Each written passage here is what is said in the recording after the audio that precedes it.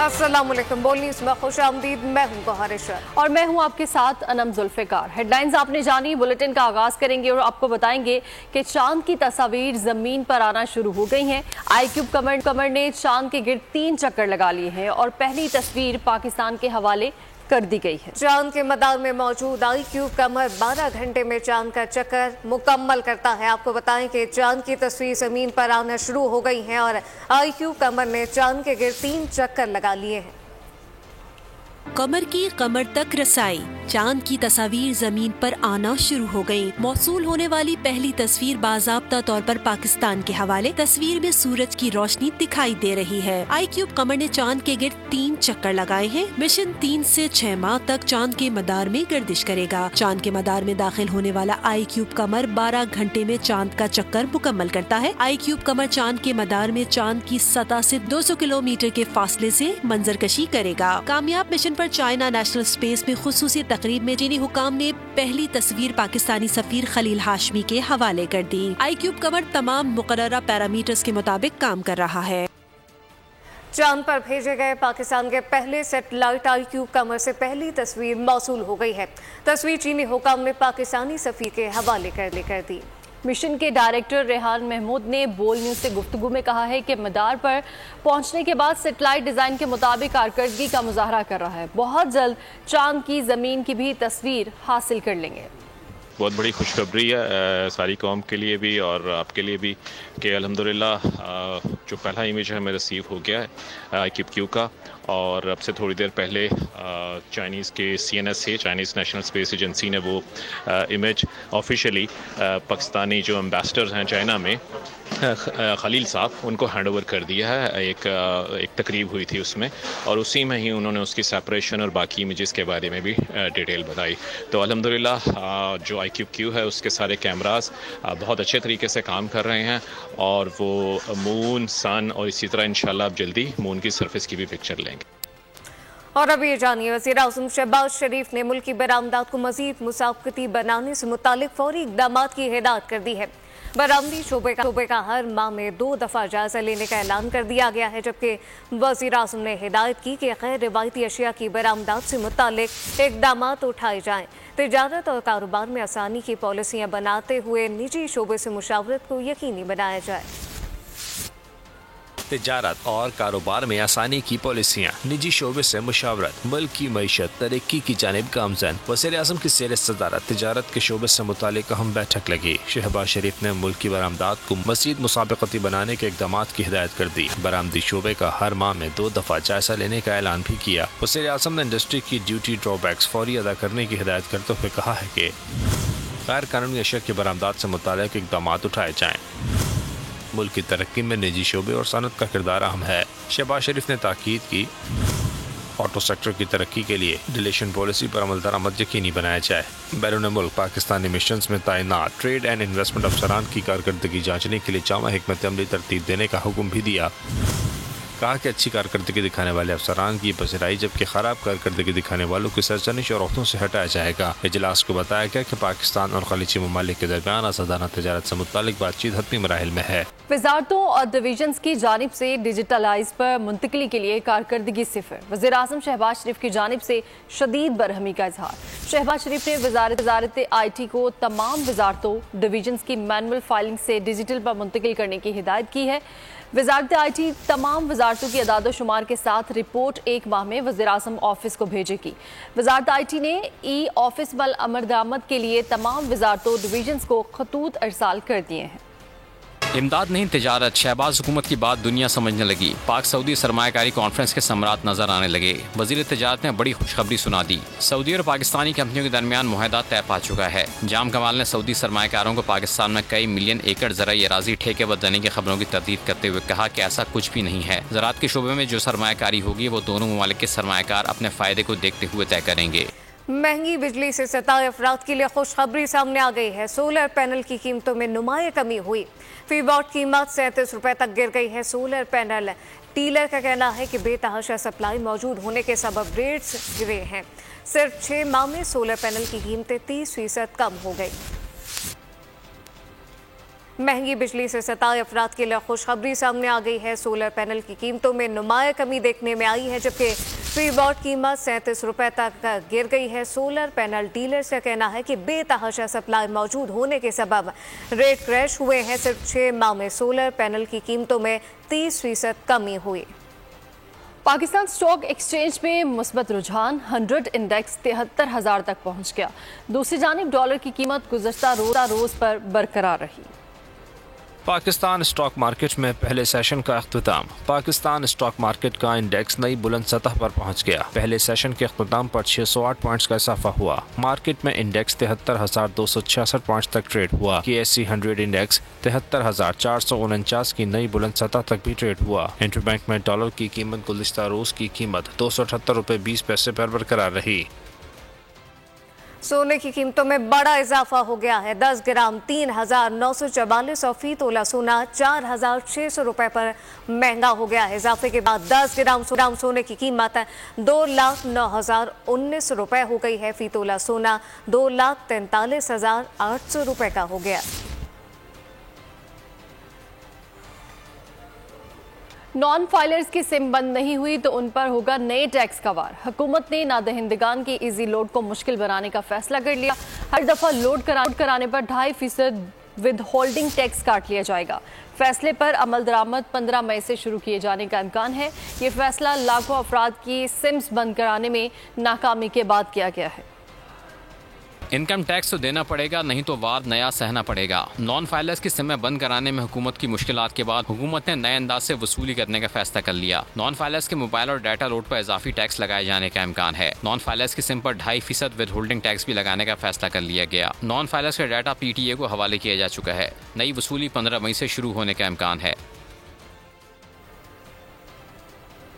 कराची में तंदूरी रोटी 17 चपाती 12 रुपए की मिलेगी। कमिश्नर ने नोटिफिकेशन जारी करने के बाद बोल न्यूज के मॉर्निंग शो में सुबह मजीद खुशखबरियां सुना दी हैं। चीनी के होलसेल कीमत 137, रिटेल प्राइस 140 रुपए मुकर्रर की गई है।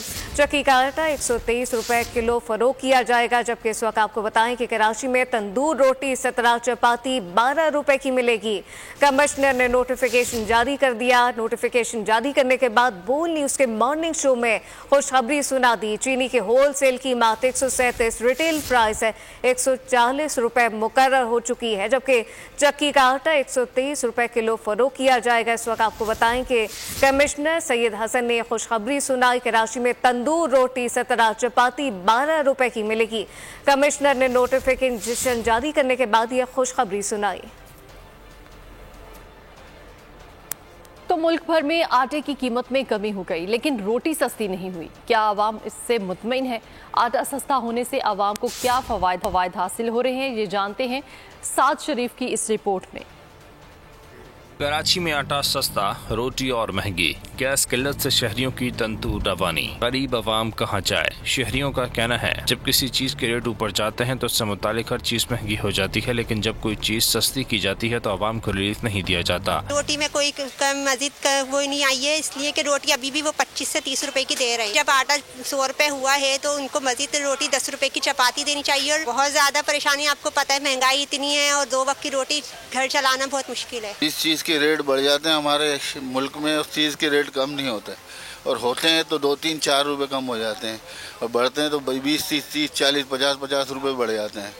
क्या करें हम? आटा सस्ता होने के बावजूद आटे से तैयार होने वाली तमाम अशिया के रेट में कोई कमी नहीं आई। तंदूर वालों का कहना है आटा सस्ता होता है तो गैस की परेशानी हो जाती है। हम कैसे गुजारा करें? हर तरफ से गरीब आवाम ही पिस रही है। बात यह है कि हमारे पास जब माल पड़ा, स्टॉक पड़ा हुआ है, हम रोटी महंगी बेच रहे हैं। गैस आते ही नहीं है। गैस 2-3 घंटे आते हैं, 5-6 घंटे आते नहीं है। कि नए दौर का नया डिजिटल पंजाब, सैटेलाइट इंटरनेट की फराहमी, MOU पर दस्तखत, पायलट प्रोजेक्ट शुरू। मरियम नवाज ने DBS मॉडल टाउन में प्रोजेक्ट का इफ्तिताह कर दिया। पंजाब नए डिजिटल दौर में दाखिल हो रहा है। वज़ीर आलम मरियम नवाज है तलबा को लैपटॉप के साथ सैटेलाइट इंटरनेट भी दिया जाएगा, जबकि IT से ही पाकिस्तान तरक्की की राह पर गामजन हो सकता है। आपको बताएं कि नए दौर का ये नया डिजिटल पंजाब बनने जा रहा है। सैटेलाइट इंटरनेट की फराहमी MOU पर दस्तखत और पायलट प्रोजेक्ट शुरू कर दिया गया है। मरियम नवाज ने DPS मॉडल टाउन में प्रोजेक्ट का इफ्तिताह कर दिया है। इस मुतालिक मजीद क्या तफसीलात हैं फातिमा शिराजी से जानते हैं। फातिमा, आगाह कीजिएगा।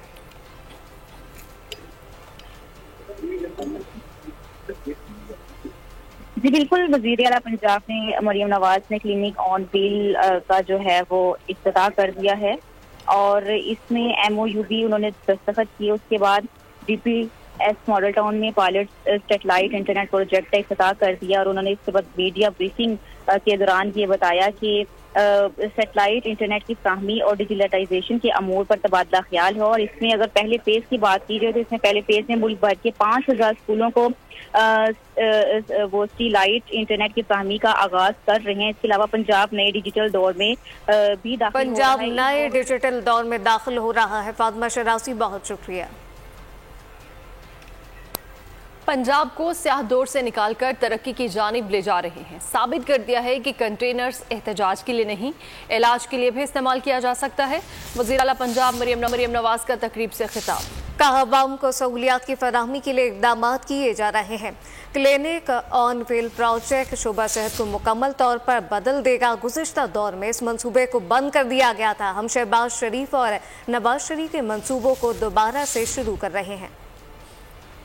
कि 2 महीने हुकूमत को सीधा करने में लग जाते हैं, लेकिन पिछले 5 साल शहबाज शरीफ साहब ने और नवाज शरीफ साहब ने जो सीधे काम किए थे वो उनको उल्टा करने में भी लग गए थे। तो वो जो उल्टा कर दिया था उस सारी खिदमत को, अब उसको हम सीधा कर रहे हैं। और आज मैं एक बार फिर नवाज शरीफ साहब को, शहबाज शरीफ साहब को खराज तहसीन पेश करना चाहती हूँ। उन्होंने खिदमत के जो नए रिकॉर्ड्स कायम किए थे, खिदमत की जो सियासत है उसकी बुनियाद रखी थी। और अभी जानिए वज़ीर इत्तलात पंजाब उस्मा बुखारी कहती हैं, मरियम नवाज के आने से पंजाब में महंगाई में वाज़ेह कमी हो गई है। पंजाब में मुर्गी का गोश्त 230 रुपए सस्ता हुआ। मरियम नवाज ने आते ही रमज़ान पैकेज का ऐलान किया। प्रेस कॉन्फ्रेंस में उनका कहना था कि 64 लाख घरानों को रमज़ान रिलीफ पैकेज दिया गया है। नवाज शरीफ साहिबा की उस मेहनत की खुद चशमदीद गवाह हूँ जो उन्होंने इस सूबे के अंदर महंगाई कम करने के हवाले से की है। जिस दिन मरियम नवाज शरीफ साहिबा वज़ीर आला बनी थी उस दिन 20 किलो आटे का थैला जो है वो 2800 रुपये किलो था और इस वक्त 20 किलो का जो थैला है उसके अंदर 1000 रुपये की कमी हुई है। अब ये महंगाई में कमी जो है 36% से 17% पे पंजाब में आ सकती है, तो बाकी सूबों में क्यों नहीं हो सकता। लाहौर में बास के ज़ेर-ए-एहतमाम पाकिस्तान में गेमिंग के सबसे बड़े मुकाबले का इनेकाद किया गया है। मुकाबलों में दुनिया भर के नामवर खिलाड़ी शिरकत कर रहे हैं। इस हवाले से मज़ीद तफसीलात जानेंगे। नुमाइंदा हमारे साथ मौजूद हैं फातिमा शिराजी। जी फातिमा, बताइएगा। जी बिल्कुल, पाकिस्तान की तारीख में पहली बार गेमिंग ऑर्गेनाइजेशन के ज़ेरे एहतमाम जो है वो गेमिंग का इनेकाद हुआ है। बाज़ ऑर्गेनाइजेशन के जो चेयरमैन हैं वो पाकिस्तान के मशहूर शख्सियत दानियाल चिश्ती हैं और यहाँ जो है वो खेल का मैदान सजेगा कल और परसों और फिर जो है वो इनामात तकसीम किए जाएंगे। इस वक्त मेरे अकब में आप देख सकते हैं कि किस राउंड में यहाँ खिलाड़ी जो हैं वो अपना मुकाबला करेंगे और फतेह और शिकस्त तक वो है कैद रहेंगे और ये मुकाबला जो है वो 2 दिन तक जारी रहेगा। इंटरनेशनल लेवल से भी खिलाड़ी आ रहे हैं। कोरिया के नी हैं और 4 खिलाड़ी जो हैं वो यूके से हैं, जापान से हैं। मेरे साथ मौजूद हैं इस वक्त ऑर्गेनाइजेशन कमेटी के हेड अनाउंसर। तो दानियल साहब, मुझे ये बताइए कि किस तरह से आपने इसका जो है वो बात किया। जी बिल्कुल, जिस तरह आपने कहा ये एक बहुत हाई लेवल इंटरनेशनल टूर्नामेंट होना जा रहा है पाकिस्तान में।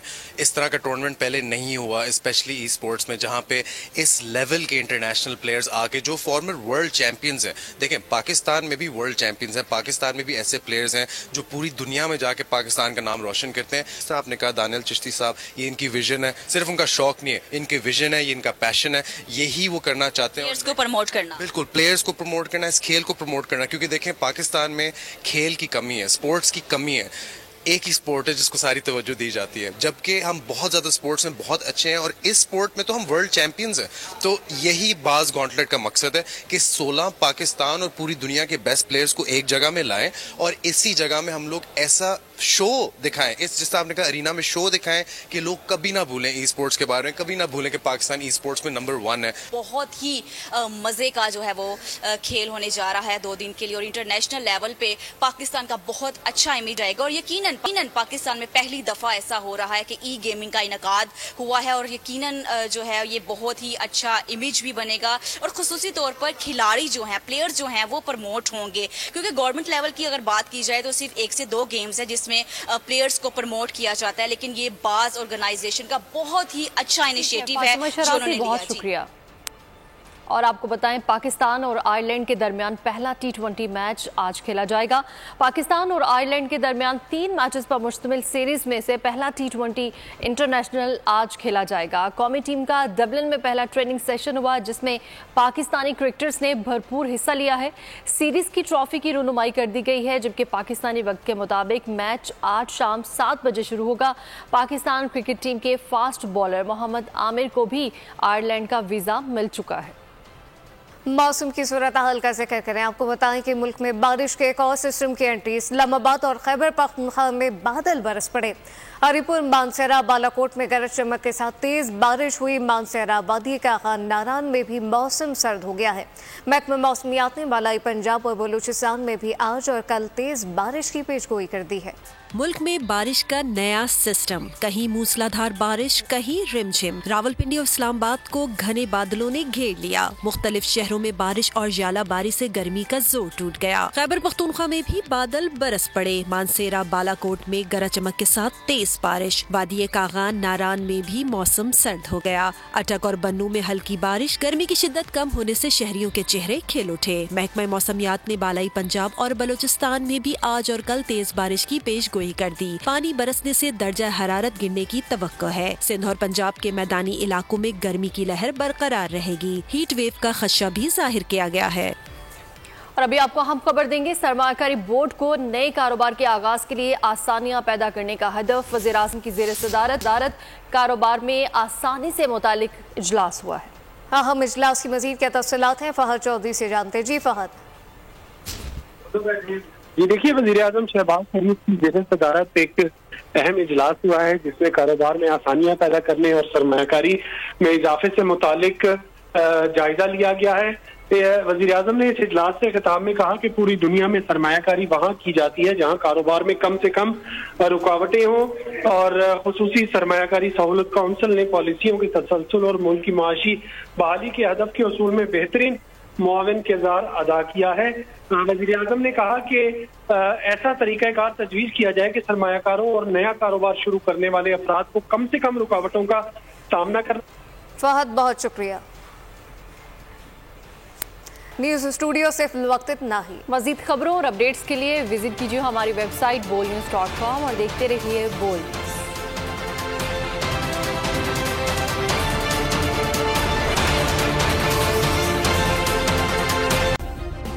सब्सक्राइब करें और बेल दबाएं ताकि कोई खबर रह न जाए।